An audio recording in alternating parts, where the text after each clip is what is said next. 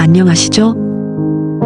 이 책에서 자주 언급되는 기도라는 단어는 어떤 종교의 전례로서 드리는 기도가 아니라 나의 내면에 있는 잠재의식을 일깨워 내가 원하고 요구하는 바를 수행하라는 잠재의식에 대한 명령, 즉 심리학에서 말하는 자기암시와 같은 것임을 머피 박사가 밝히고 있습니다. 이 장에서는 효과적인 자기암시를 위한 다양한 기법들이 소개되고 있으니 자신에게 필요한 간단한 암시문을 작성, 실천해 보시고 약 2주 후 자신에게 일어난 변화를 느껴보시기 바랍니다. 지금부터 제6장 전반부를 낭독해 드릴 텐데요. 제게 큰 힘이 되는 구독과 좋아요를 부탁드리며 하루 20분은 책을 읽겠다는 마음으로 끝까지 시청해 주시면 감사하겠습니다. 제6장 반드시 응답받는 다양한 기도법. 나는 영혼을 지휘하는 선장이자 운명의 주인이다. 내게 선택할 힘이 있음을 잊지 말자. 삶을 선택하자. 건강을 선택하자. 행복을 선택하자. 다리를 건설하거나 우주선을 설계할 때 엔지니어는 잘 알려지고 익숙한 설계 기법과 숙련된 기술을 사용하며 정해진 순서를 따른다. 그래서 필요한 기법과 기술, 순서를 반드시 학습해야 한다. 인생도 마찬가지다. 삶을 다스리고 통제하며 지휘하는 데 필요한 기법과 기술, 그리고 순서가 있다. 먼저 이런 순서와 기법을 익혀야 한다. 금문교를 건설할 때 엔지니어들은 먼저 수학적 원리와 응력, 변형을 이해했다. 그리고 샌프란시스코만을 가로지르는 다리의 이상적인 모습을 마음속으로 그려보았다. 마지막으로는 앞서 살펴본 원리를 적용한 이미 검증된 방법을 사용했다. 이렇게 3단계를 거치자 다리가 모습을 드러냈고 수많은 차량이 다리를 건널 수 있게 됐다. 마찬가지로 기도의 응답을 받고 싶다면 적절한 기법과 순서를 따라야 한다. 기도는 과학적인 방식으로 응답한다. 세상은 질서와 법칙이 지배하기 때문에 우연히 일어나는 일은 아무것도 없다. 이 장에서는 영적인 삶을 펼쳐나가고 그 삶에 자양분을 공급하는 실질적인 기법을 소개한다.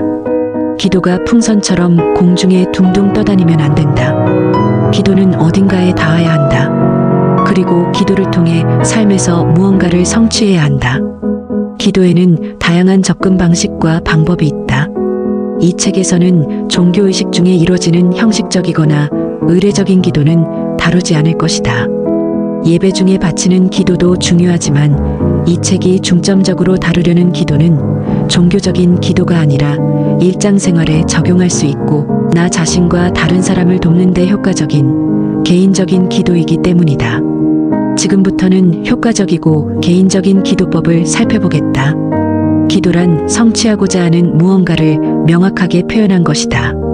기도는 영혼의 진정한 소망을 반영하기에 기도가 곧 소망이라고 볼 수도 있다.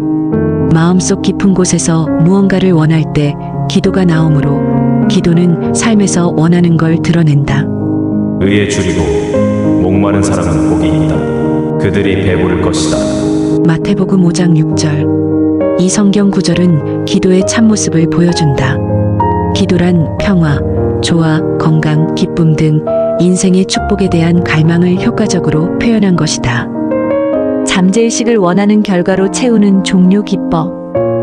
앞서 살펴본 바와 같이 효과적인 기도의 비밀은 잠재의식을 원하는 결과로 가득 채우는 데 있다.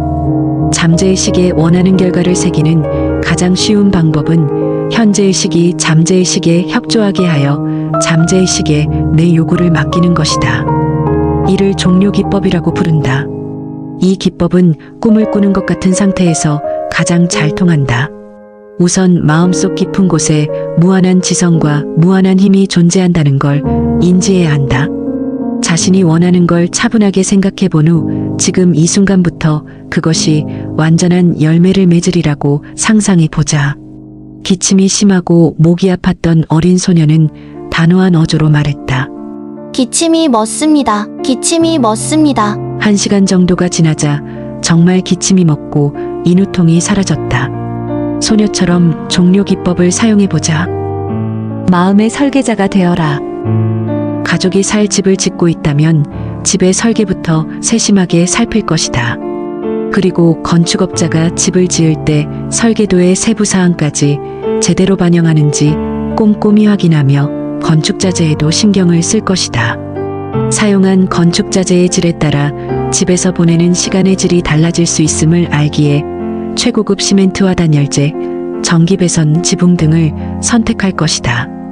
행복하고 풍요로운 삶을 살려면 마음의 집 설계에도 똑같은 주의를 기울여야 하지 않을까?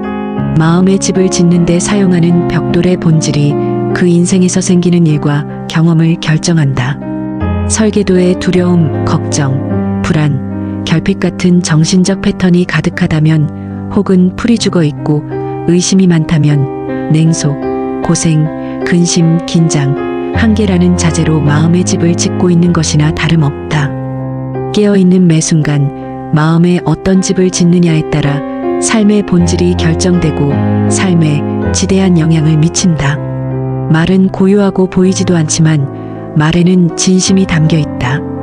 우리는 항상 마음의 집을 짓고 있다. 우리가 떠올리는 생각과 심상은 그 집의 청사진이다. 매 순간 떠오르는 생각과 아이디어, 받아들인 믿음, 마음에 숨겨진 무대에서 리허설하는 장면은 눈부신 건강과 성공, 행복이라는 집을 짓는다. 쉴 새 없이 짓고 있는 웅장한 저택은 곧 나의 성격이자 정체성이며 이 세상에서 써내려가는 인생 이야기다. 새로운 청사진을 마련하고 지금 이 순간 평화, 조화, 기쁨, 선의의 바탕 위에서 마음의 집을 짓자. 원하는 것을 자세하게 전하고 요구하면 잠재의식은 청사진을 받아들여 소망을 모두 이루어준다. 기도의 본질은 믿음이다. 과학이란 조직되고 정리되고 체계화된 지식의 본체를 뜻한다. 그렇다면 참다운 기도에는 어떤 과학과 기술이 숨어 있는가? 과학은 지식의 본체로 생명의 근본 원리를 다루고 사람들이 삶에 충실하게 적용할 수 있는 기법과 과정을 설명한다. 기술이 기법이나 과정을 일컫는 것이라면 기술에 담긴 과학은 창조적인 마음이 심상이나 생각에 명확하게 반응하는 것을 뜻한다. 구하라. 그러면 너희에게 주실 것이고, 찾으라. 그러면 찾을 것이고, 두드려라. 그러면 너희에게 열릴 것이니라. 마태복음 7장 7절. 이 유명한 구절이 전하려는 메시지는 무엇일까? 구하면 구하려는 것을 얻을 수 있고, 문을 두드리면 문이 열리며, 찾으면 찾으려는 것을 발견할 수 있다는 이야기임에는 분명하다. 이 구절은 잠재의식의 무한한 지성이 현재의식의 생각에 직접적으로 응답한다는 정신적, 영적 법칙을 담고 있다. 빵을 구하는데 돌을 얻는 일은 없다는 뜻이다. 무언가를 얻으려면 믿음으로 구해야 한다. 무엇을 구하려고 하는지 생각하지 않으면 마음은 한 걸음도 움직이지 않는다. 마음속에 떠오르는 심상이 없으면 어디로 나아가야 할지 갈피를 못 잡는 것이다. 잠재의식이 힘을 발휘하여 기도의 열매를 얻으려면 먼저 마음이 기도를 하나의 이미지로 받아들여야 한다. 기도는 결국 정신적인 행위이기에 기도 내용이 내면에서 갈등을 빚지 않고 온전히 수용되어야 한다. 기도는 기쁘고 편안한 상태에서 소망이 실현되리라고 믿으며 올려야 한다. 무한한 지혜와 힘을 가진 잠재의식이 현재의식의 확답을 주리라는 것을 알고 신뢰할 때 진정한 기도의 주춧돌이 놓이게 된다. 다음의 절차를 따르면 기도의 응답을 받을 것이다. 아이디어를 생생하게 그리는 시각화 기법. 아이디어를 체계화하는 가장 쉽고 분명한 방법은 아이디어를 시각화하는 것이다. 마치 직접 겪은 것처럼 마음의 아이디어를 생생하게 그리는 게 시각화 기법의 요점이다. 외부 세계에 존재하는 것은 육안으로밖에 보지 못한다. 마찬가지로 눈에 보이지 않는 마음의 영역에 존재하는 건 마음의 눈으로만 볼 수 있다. 마음속에 그린 모든 그림은 내가 소망하던 것의 실체이자 보이지 않는 것이 존재한다는 증거다.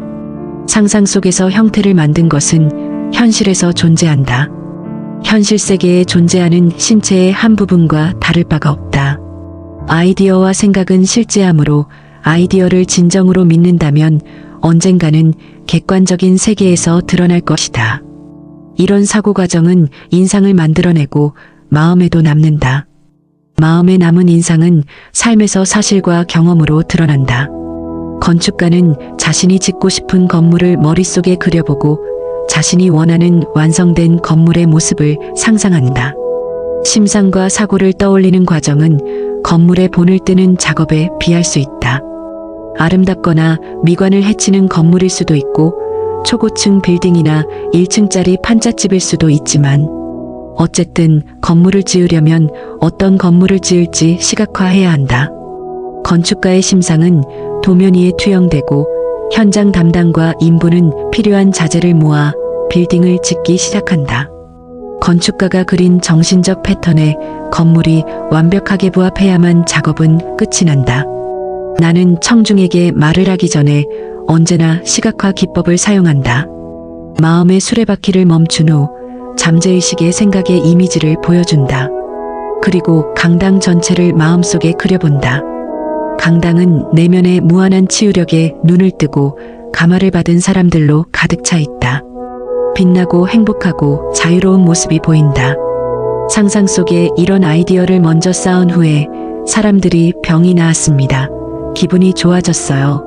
새로운 사람으로 다시 태어났습니다. 라고 말하는 장면을 조용히 상상해 본다.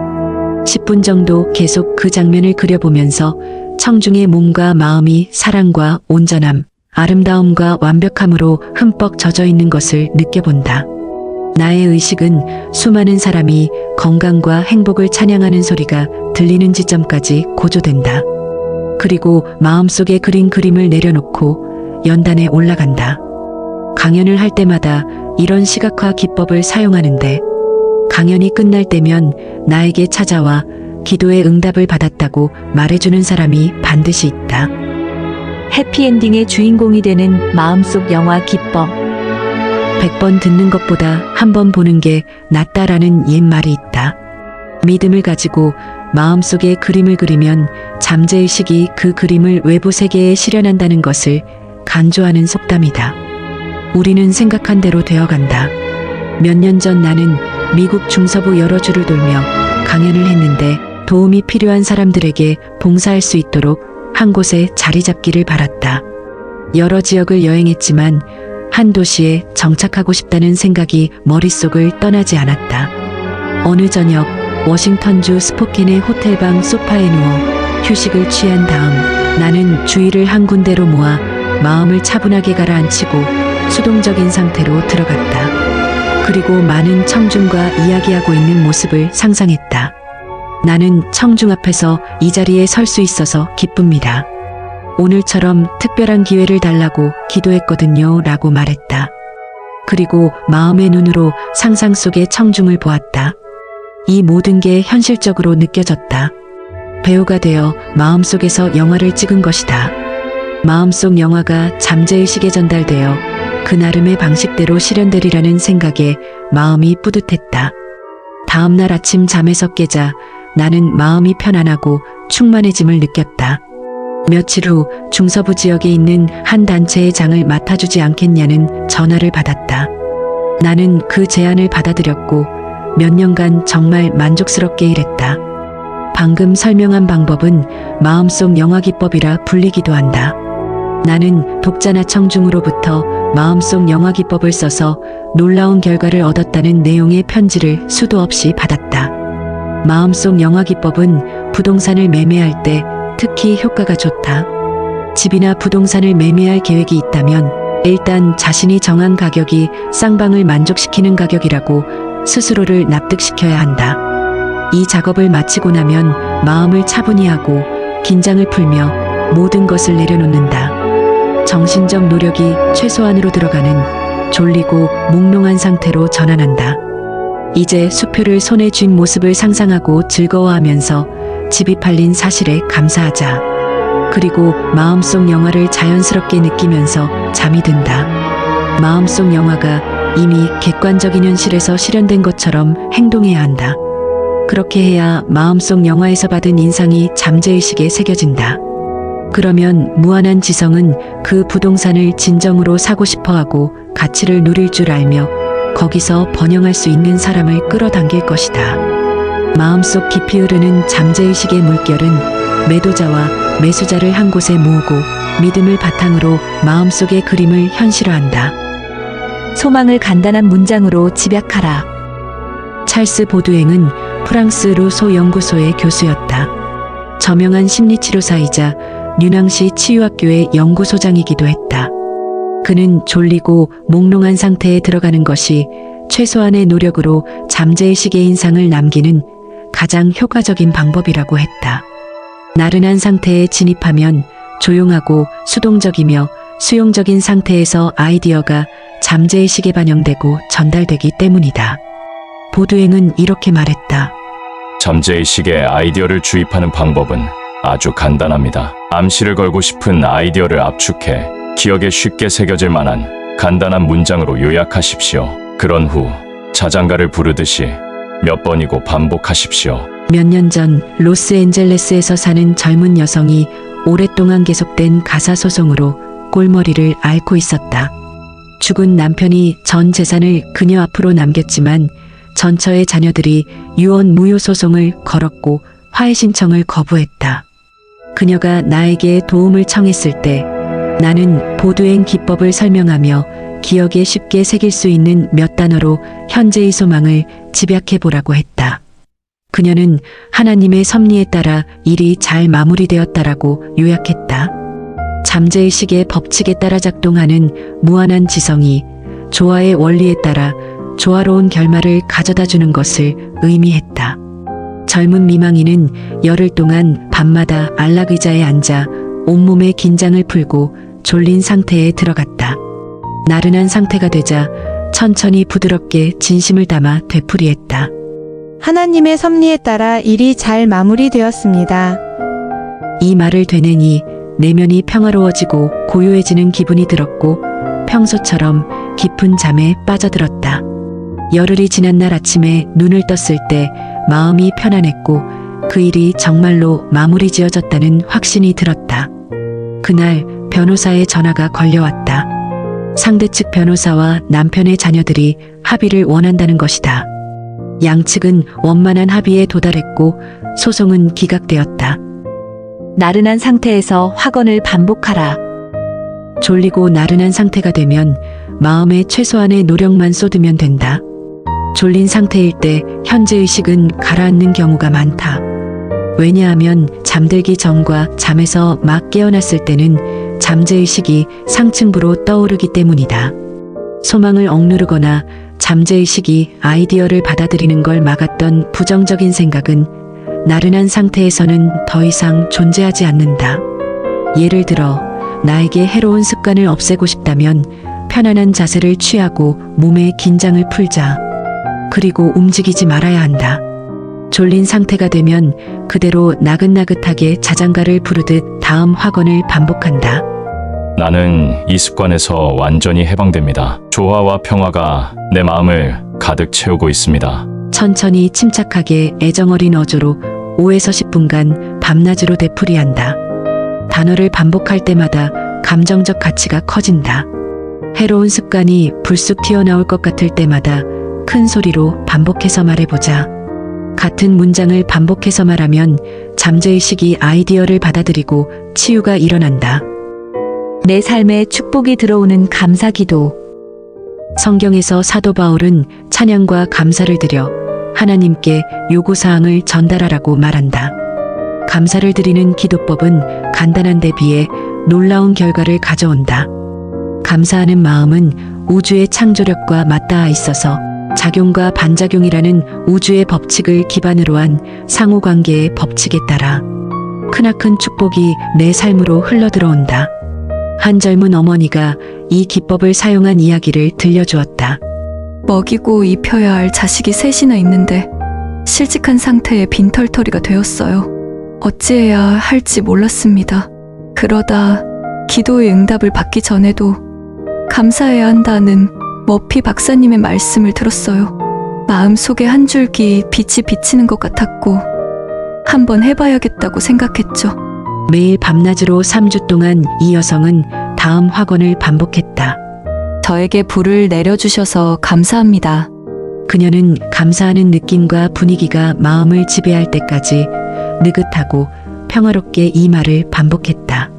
무한한 힘의 창조적인 지성을 맨눈으로 볼 수는 없었지만 내면에 있는 무한한 힘과 지성에 말을 걸고 있다고 상상했다. 영적 인식이 가능한 마음의 눈으로 내면의 힘과 지성을 보고 있었던 것이다. 그러고는 돈, 먹을 것, 처지 등 부에 관한 자기 생각이 가장 큰 문제였음을 깨달았다. 이전에 얼마를 가졌느냐에 관계없이 자신이 가졌던 생각과 느낌이 곧 부의 실체로 이어진다는 걸 자각한 것이다. 감사합니다라고 반복해서 말하다 보니 그녀의 마음은 잠재의식이 그 마음을 받아들일 수 있는 지점까지 도달했다. 그녀는 부족하고 궁핍하고 괴로워질 때면 감사합니다라고 자주 말했다. 감사하는 태도를 유지하면 부에 관한 생각을 고칠 수 있다는 걸 알았다. 이 여성의 기도 이야기는 흥미롭게 이어진다. 기도를 시작한 직후에 그녀는 5년 동안 한 번도 만난 적 없는 예전 고용주를 거리에서 마주쳤다. 전 고용주는 보수가 높고 책임이 따르는 꽤 높은 직위를 제안했다. 심지어 첫 월급을 받기 전까지의 생계를 꾸려나갈 수 있도록 가불도 해주었다. 저는 감사 기도의 놀라운 힘을 평생 잊지 못할 거예요. 기적이 일어났으니까요.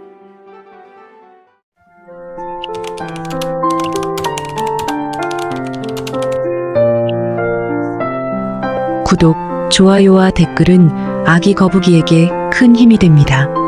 애청해주셔서 감사합니다.